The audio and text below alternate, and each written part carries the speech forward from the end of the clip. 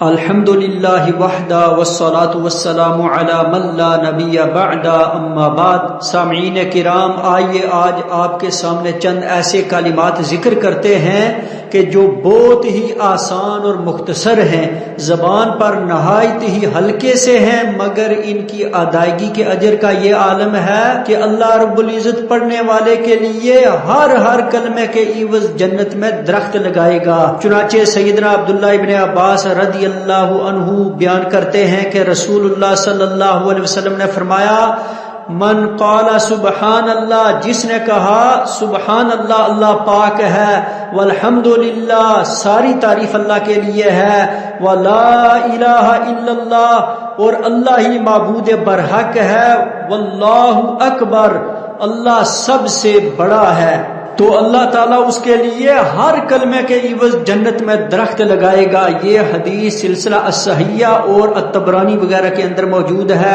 اسی طرح سیدنا عبداللہ ابن مسعود رضی اللہ عنہ سے روایت ہے کہ رسول اللہ صلی اللہ علیہ وسلم نے فرمایا، جس رات مجھے معراج کرائی گئی، میری ملاقات سیدنا ابراہیم علیہ السلام سے ہوئی، تو انہوں نے کہا کہ ہے محمد صلی اللہ علیہ وسلم، اپنی امت کو میری طرف سے سلام پیش کرنا اور انہیں بتلا دینا کہ جنت کی مٹی پاکیزہ اور عمدہ ہے، اور اس کا پانی میٹھا ہے، اور وہ ایک چٹیل میدان ہے، اور سبحان اللہ، الحمدللہ، لا الہ الا اللہ، اللہ اکبر، اور لا حول ولا قوت الا باللہ کہنا، وہاں درخت لگانا ہے۔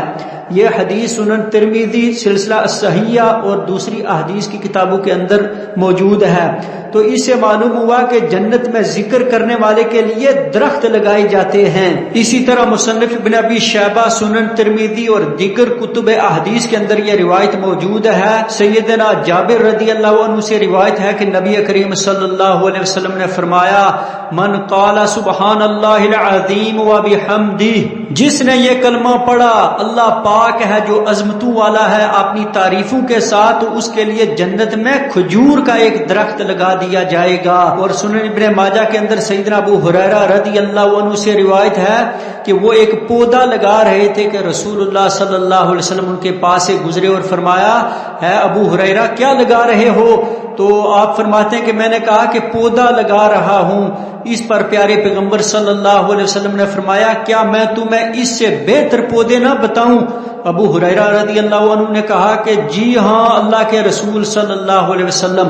تو پیارے پیغمبر صلی اللہ علیہ وسلم نے فرمایا، کہو سبحان اللہ والحمدللہ ولا الہ الا اللہ واللہ اکبر، ان میں سے ہر کلمے کے عوض جنت میں تمہارے لیے ایک ایک درخت لگا دیا جائے گا۔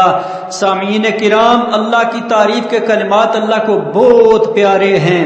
جنت میں نعمتیں دنیا میں کی ہوئی نیکیوں کے مطابق ملیں گی، اگرچہ اللہ تعالیٰ نے جنت اور جہنم کو پہلے سے پیدا کیا ہوا ہے، لیکن اب بھی ان میں نئی نعمتوں اور نئے عذابوں کا اضافہ ہوتا رہتا ہے۔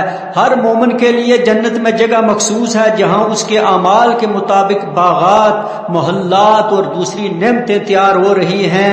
تو آئیے ہم اپنے جنتی محلات میں ان پیارے پیارے کلمات کا ذکر کر کے پیارے پیغمبر صلی اللہ علیہ وسلم کی ان میٹھی میٹھی سنتوں پر عمل کر کے اپنے لیے جنت میں درخت لگواتے ہیں۔